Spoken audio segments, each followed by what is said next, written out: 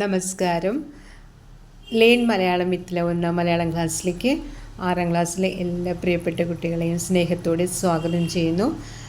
നമ്മളിന്ന് അടുക്കളയിൽ നിന്ന്, നമ്മളൊരു അടുക്കള കണ്ടല്ലോ അല്ലേ, ആ അടുക്കളയിൽ നിന്ന് മറ്റൊരു അടുക്കളയിലേക്ക് പോവുകയാണ്.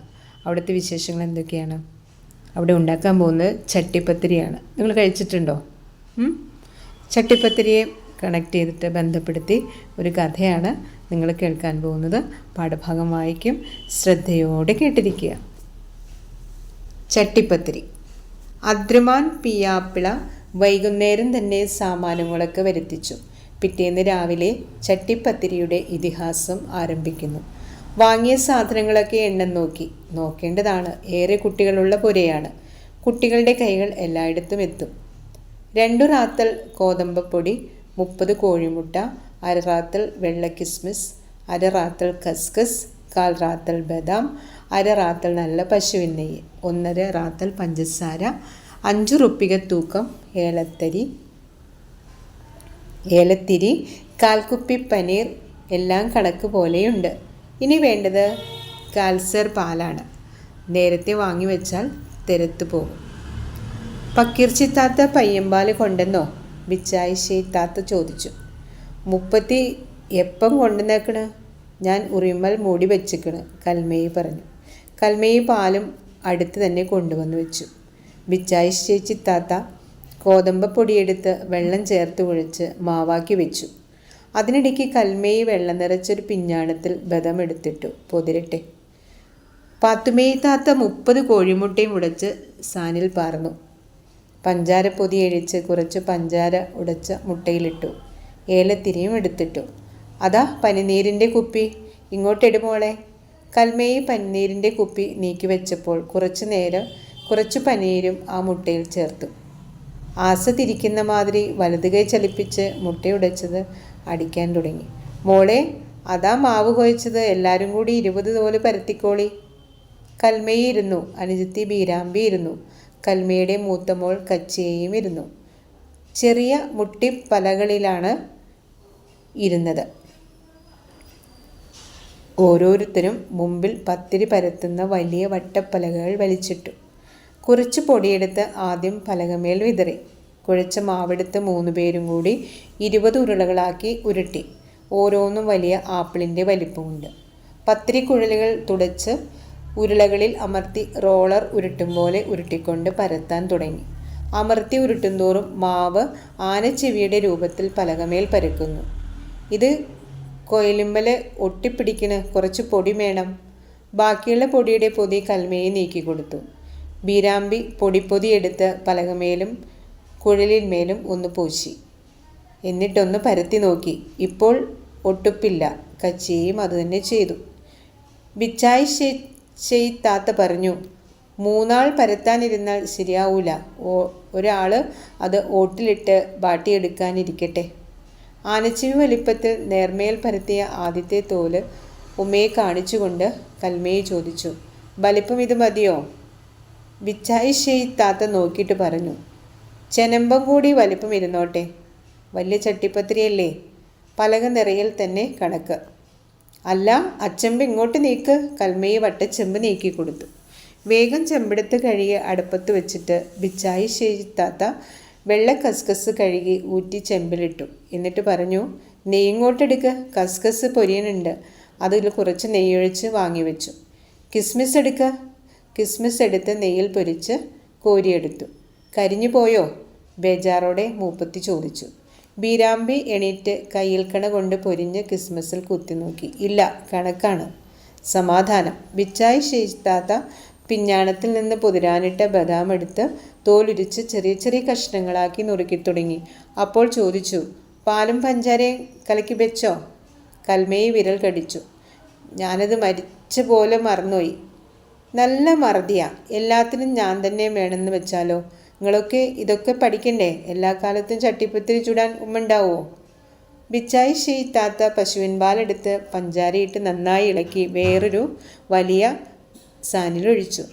ബാട്ടിയെ തോലയ്ക്ക് ഇതിലിട, പദം വരട്ടെ. അല്ല, 2 ആളും കൂടി ഇതുവരെ 2 തോല പരത്തിയത്. ഇക്കണക്കിന് ഇതാവാൻ മോന്തിയാവുമല്ലോ. ഇല്ലുമ്മാ, ഇപ്പം പരത്തിത്തരാം. അവർ പണിക്ക് വേഗം കൂട്ടി. അടുപ്പ് പോണ്, ചെമ്പെടുത്ത് അടുപ്പത്ത് വെക്കി. അടുപ്പിൽ വെറുതെ തീ കത്തുന്നത് കണ്ടപ്പോൾ ബിച്ചായി ശീതാത്ത പറഞ്ഞു. നെയ്യിൽ പൊരിച്ചെടുത്ത വെള്ള കസ്കസും കിസ്മസും ബദാം നുറുക്കിയ കഷ്ണങ്ങളും കൂട്ടിക്കുഴച്ച് പണ്ടമാക്കി ഒരു വലിയ കാസയിൽ മാറ്റിവെച്ചു. വല്യമ്മ, കോളായോ? കൽമയുടെ മകൻ അബു അടുക്കളയിൽ കടന്നിട്ട് ചോദിച്ചു. എത്തിയോ? ആളെ തലപ്പിരാന്തടിപ്പിക്കേണ്ട, അപ്പുറം പോയിരുന്നാട്ടെ. ഇത് ഞങ്ങൾക്കൊന്നും തിന്നാനല്ല, ഒരുത്തിയിൽ കൊടുക്കാനാ.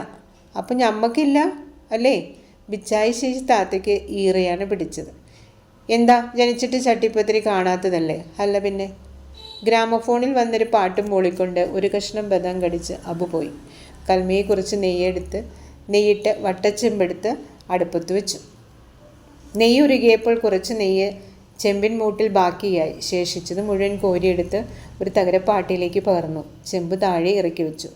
20 തോലും പരത്തി കഴിയുമ്പോഴേക്കും മണിക്കൂർ 3-4 കഴിഞ്ഞിരുന്നു. വേറെയും ചില കുട്ടികൾ അടുക്കളയിലേക്ക് വന്നു. കാസയിൽ പണ്ടം കുഴച്ചു വെച്ചതിൽ നിന്ന് ഒരു കഷ്ണം ബദം എടുത്ത് ഉസ്മാൻ വായിലിട്ടു. ബിച്ചായി താത്ത അവനെ ഒരു നോട്ടം നോക്കി. നിങ്ങളെല്ലാവരും കൂടി പണിയെടുക്കാൻ വന്നാൽ ഈ പണി തീരൂല. ഒരു കണ്ടം ബദം എടുത്തില്ലേ, ഇനി അപ്പുറം പോയി കളിച്ചോളി. വേറൊരുത്തൻ പറഞ്ഞു. ഒരു കണ്ടം കിസ്മസ്. മാവ് പരത്തി തോലാക്കിയവരും പരത്തിയ തോല് ഓട്ടിലിട്ട് വാട്ടിവളും എണീറ്റ് പത്തിരി പലകൾ മാറ്റിവെച്ചപ്പോൾ ബിച്ചായി താത്ത ചോദിച്ചു. 20 തോല് തികച്ചുമില്ലേ? അവർ ഒരിക്കൽ കൂടി എണ്ണി നോക്കി. ഉണ്ട്. ഇനി കയ്യാക്കത്തിന് ഒരാൾ ഇവിടെ നിന്നാൽ മതി. കൽമയിൽ നിന്നു. മറ്റു 2 പേർ അടുക്കളയിൽ നിന്ന് പോയി. ബിച്ചായി താത്ത പാലിൽ പദം വരാനിട്ട വാട്ടിയ 2 തോലുകൾ ഒന്നിനു മുകളിൽ മറ്റൊന്നായി നെയ്യുള്ള ചെമ്പിലിട്ടു. പണ്ടം ഇങ്ങോട്ടെടുക്കുക. കസ്കസും കിസ്മസും ചേർത്ത് കുഴച്ച പണ്ടം കൽമയെ എടുത്ത് നീട്ടി. അട്ടിയായി വെച്ച 2 തോലിൻ്റെ മീതെ മൂപ്പത്തി കുറച്ച് പണ്ടം വിതറി. എന്നിട്ട് പഞ്ചസാരയും ഏലത്തിരിയും പനിനീരും ചേർത്ത് കലക്കി അടിച്ചു വെച്ച കോഴിമുട്ട കൊഴുപ്പിൽ നിന്ന് കുറച്ചെടുത്ത് പണ്ടത്തിൻ്റെ മേൽ പാർന്നു. ചാഞ്ഞും ചെരിഞ്ഞു നോക്കി. മുട്ട കലക്കിയത് തോലിൻ്റെ എല്ലാ ഭാഗത്തും എത്തിയോ? അതിനു മീതെ പിന്നെ ഒറ്റ തോലാണ് എടുത്തു വെച്ചത്. അതിനു മീതെയും പണ്ടമിട്ടു. മുട്ട കലക്കിയതും പാർന്നു. പഠിച്ചോനെ, ഇത് നന്നാകണേ, ആളുകളെ കൊണ്ട് പറയിക്കരുതേ. ആയോ? ഏതോ കുട്ടി അടുക്കളവാതിക്കൽ നിന്ന് ചോദിച്ചു. ബിച്ചായി താത്ത അത് കേട്ടില്ല. അതെന്നല്ല, ലോകത്തിലെ മറ്റൊരൊച്ചയും കേട്ടില്ല. കണ്ണും കൽബും ആത്മാവും ഒക്കെ ചെമ്പിനകത്ത് രൂപം പ്രാപിച്ചു വരുന്ന ചട്ടിപ്പത്തിരിയുടെ സൃഷ്ടികർമ്മത്തിൽ തറച്ചു നിൽക്കുന്നു. കണ്ണോ മനസ്സോ ഒന്നു തെറ്റിയാൽ കുപ്പായം വിയർപ്പിലൊട്ടി. നെറ്റിയുടെ 2 അറ്റങ്ങളിലും പളങ്കിൻ്റെ മണി പോലെ വിയർപ്പിൻ്റെ തുള്ളികൾ ഉരുണ്ടുകൂടി നിന്നു. മനസ്സ് വട്ടച്ചെമ്പിനകത്തു മാത്രം വട്ടമിട്ട് പറക്കുന്നു. നന്നായാൽ മതി റബ്ബേ. ബിച്ചായി താത്ത ആദ്യം ചെയ്തു തന്നെ ആവർത്തിക്കുന്നു. 4ാമത്തെ തോല് വെച്ചു. എല്ലാം ക്രമമനുസരിച്ച് നടക്കുന്നു.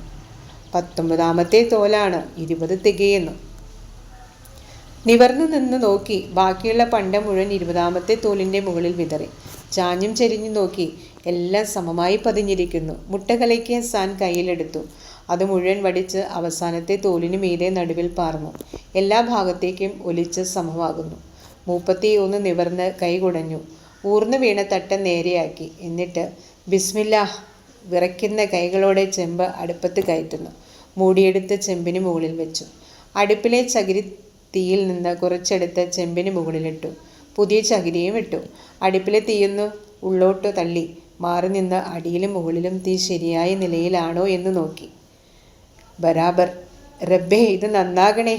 നെറ്റിയിൽ ഉരുണ്ടുകൂടിയ വിയർപ്പ് തുള്ളികൾ ചൂണ്ടുവിരൽ മടക്കി തുടച്ച് അവർ പ്രാർത്ഥനാഭാവത്തിൽ നിന്നു. നന്നാവൂ മോളെ. ഒരു ബായിക്ക് വെത്തിലടക്ക. ഇനി ഒന്ന് മുറുക്കണം. പലഹാരങ്ങളുടെ താജ് പണിത ആ കൈകൾക്ക് ആശ്വാസം തോന്നി. മനസ്സിൽ നിറഞ്ഞ നിർവൃതി. പാഠഭാഗവുമായി ബന്ധപ്പെട്ട പ്രവർത്തനങ്ങൾ അടുത്ത ക്ലാസ്സിൽ പങ്കുവയ്ക്കുന്നതാണ്.